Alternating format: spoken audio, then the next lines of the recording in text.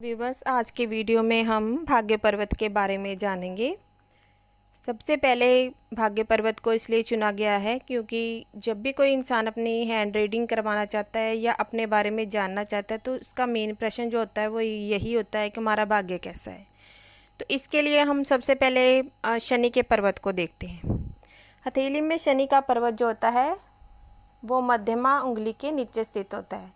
जैसे कि मैंने आपको पुरानी वाली वीडियो में बताया कि ये जो उंगली है ये गुरु की उंगली है, ये शनि की उंगली है, ये सूर्य की और ये बुध की उंगली है। और जो शनि की उंगली होती है उसके नीचे इतना स्थान जो होता है इसको हम शनि का क्षेत्र कहते हैं या भाग्य का पर्वत कहते हैं। शनि पर्वत भी बोलते हैं, सैटर्न माउंट इसको इंग्लिश में बोलते हैं।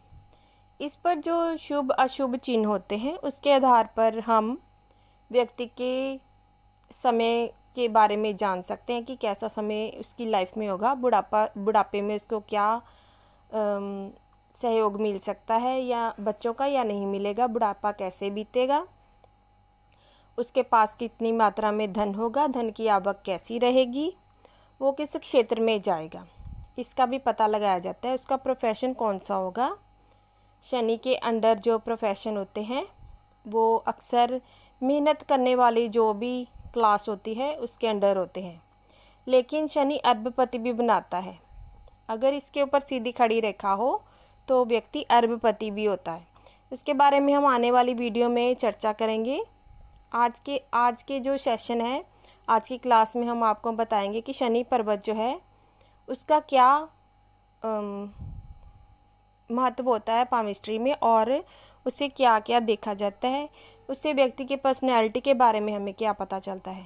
ठीक है, तो जो शनि पर्वत होता है सबसे पहले उसके उभार को देखना होता है। उसका उभार अत्यधिक नहीं होना चाहिए और ना ही यहाँ पर गड्ढा होना चाहिए स्थान पर। यानी कि जैसे ये सारा क्षेत्र जो है उभरा हुआ दिखाई दे और यहाँ पर गड्ढा दिखाई दे तो ये शनि पर्वत जो है दब गया है, दबाव लिया है, प्रेस्ड माउंट आप इसको सैटर्न का समझेंगे। तो यहाँ पर भाग्यहीनता आपको नज़र आएगी। व्यक्ति के जो एफर्ट होते हैं वो लगाता भी रहे तो उसको भाग्य का साथ नहीं मिलता, उसके काम बनने में बहुत देर होती है। यहाँ पर आड़ी रेखा हो तब भी वो उसके कामों में देरी होगी। इस तरह की आड़ी रेखा होती है, इस तरह दिखाई दे तो व्यक्ति के कामों में देरी निश्चित है। वो बहुत ज़्यादा एफर्ट करने के बाद उसका रिज़ल्ट जो है वो बहुत कम मिलता है और उसका भाग्य साथ नहीं देता। इस तरह की स्थिति होती है। और अगर ये बिल्कुल इसके लेवल पर है जैसे कि साथ में है तो शनि पर्वत उभार लिए हुए है, ये अच्छा है, ये भाग्यशाली व्यक्ति की निशानी है। लेकिन अगर इन सभी पर्वतों से ये वाला जो पर्वत है बहुत अधिक उभार लिया है, ये नीचे दिखाई दे रहे हैं और ये बहुत अधिक उन्नत दिखाई दे रहा है, तब तो ये बहुत ही बुरी स्थिति है। अब आप ये नहीं कह सकते कि व्यक्ति बहुत अधिक भाग्यशाली है क्योंकि उसके अंदर शनि के गुण आ गए हैं।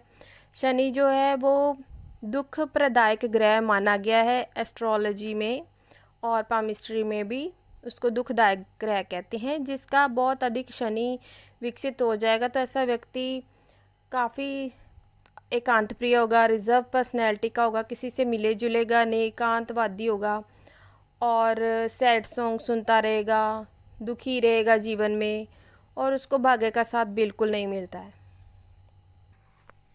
ऐसे व्यक्ति के कार्य कभी भी उसके अनुरूप होते ही नहीं हैं और वो काफ़ी दुखी और परेशान हो जाता है ज़िंदगी से। इसके अलावा अगर किसी का शनि पर्वत बहुत बढ़िया तरीके से सामान्य रूप से विकसित है तो ऐसे व्यक्ति बिजनेस में कम देखे गए हैं, अधिकतर नौकरी करते हैं और उनमें राजनीतिक जो क्षमताएं होती हैं राजनीति में जाने की वो भी होती है। जनता का सहयोग भी यहीं से देखा जाता है, इसलिए ये अच्छी स्थिति मानी जाएगी।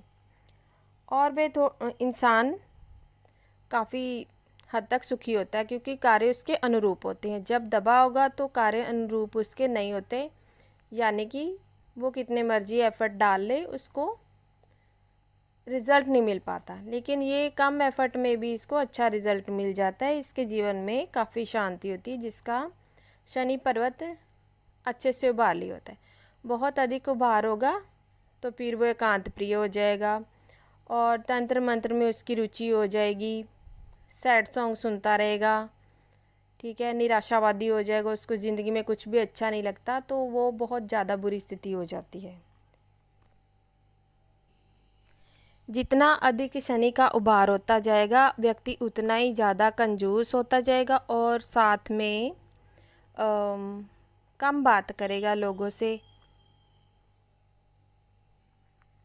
जैसे जैसे ऐसे व्यक्तियों की उम्र बढ़ती जाती है वह रहस्यवादी होते जाते हैं।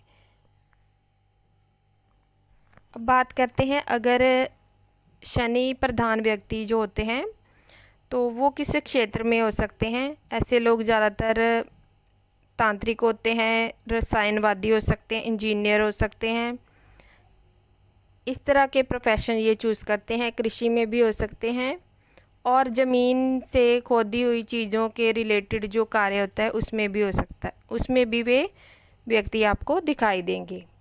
शनि पर्वत से व्यक्ति की आयु के बारे में भी ज्ञान मिलता है। ये सब आपको धीरे धीरे समझ आने लगेगा। आज की वीडियो में आपको शनि पर्वत से रिलेटेड प्रोफेशन, उसके स्वभाव, उसके उभार की जानकारी दी जा रही है ताकि आपको समझ आ सके कि शनि पर्वत जब भी हमने हैंड देखना है तो व्यक्ति का जो भी प्रश्न है इन बातों से रिलेटेड है तो आपको सबसे पहले शनि पर्वत पर नज़र डालनी होगी कि वहाँ जो पर्वत है उसकी क्या स्थिति है, उसका उभार कैसा है, त्वचा का रंग कैसा है, व्यक्ति के हैंड की रचना कैसी है, और साथ में देखना होगा कि शनि पर्वत को पर कोई शुभ अशुभ चिन्ह तो नहीं है, आड़ी टेढ़ी रेखाएं तो नहीं है, जाल तो नहीं बना है। ये सब बातें आपको ध्यान में रखनी होगी। इन सब बातों की जानकारी मैं धीरे धीरे करके वीडियो पोस्ट करती जाऊंगी। आप मेरे चैनल को सब्सक्राइब करें। जो भी पामिस्ट्री सीखने के इच्छुक हैं, फ्री में आपको सीखने को मिल रहा है, तो बेल नोटिफिकेशन को ऑन कर लें और चैनल को सब्सक्राइब कर लें। बेल नोटिफिकेशन को ऑन करने का रीज़न ये है कि मेरी कोई भी वीडियो आपसे मिस नहीं होगी और हर जानकारी आप तक समय से पहुंच जाएगी, कोई वीडियो आपसे मिस नहीं होगी। इसलिए हम कहते हैं कि आप बेल नोटिफिकेशन ज़रूर से ऑन करें। इतना देखने के बाद ये भी आपको जांचना पड़ेगा जब आप हैंड रीडिंग करेंगे कि शनि का झुकाव किस ओर हो रहा है, सूर्य की ओर हो रहा है या फिर गुरु के क्षेत्र की ओर हो रहा है। जिन्होंने भी हमारी पुरानी वीडियो देखी उनको पता चल गया होगा कि सूर्य का स्थान कौन सा है, गुरु का कौन सा है। अगर जिन्होंने नहीं देखी है उनके लिए हम दोबारा से बता रहे हैं कि ये गुरु की उंगली होती है और इसके नीचे गुरु का क्षेत्र होता है और ये शनि का क्षेत्र है, शनि की उंगली के नीचे, और इधर वाले स्थान पर आपको सूर्य का क्षेत्र मिलेगा और ये रहा बुध का क्षेत्र। ठीक है, तो इसके बारे में हम अभी बात करें, इस एरिया के बारे में, इसको कहते हैं शनि का क्षेत्र। इसके बारे में अभी सारी जानकारी दी गई है, तो आप वीडियो को ध्यान से देखें, एक दो बार सुने, आपको ये अच्छे से समझ आ जाएगी। इसके बाद हम नेक्स्ट पर्वत के बारे में जानेंगे। कल हम सूर्य पर्वत के बारे में आपको जानकारी देंगे, तो आप चैनल को सब्सक्राइब करें।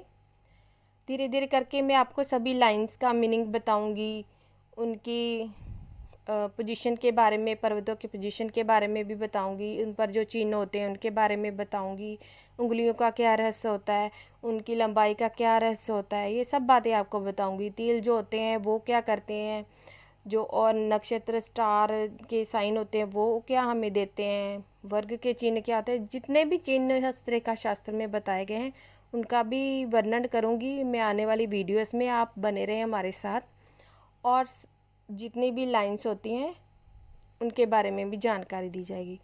तो जो भी लोग पामिस्ट्री सीखना चाहते हैं वो चैनल को सब्सक्राइब करके बेल नोटिफिकेशन ज़रूर से ऑन करें, और वीडियो अब जो भी लोग देख रहे हैं वो मेरे को सपोर्ट कर दे एक लाइक करके।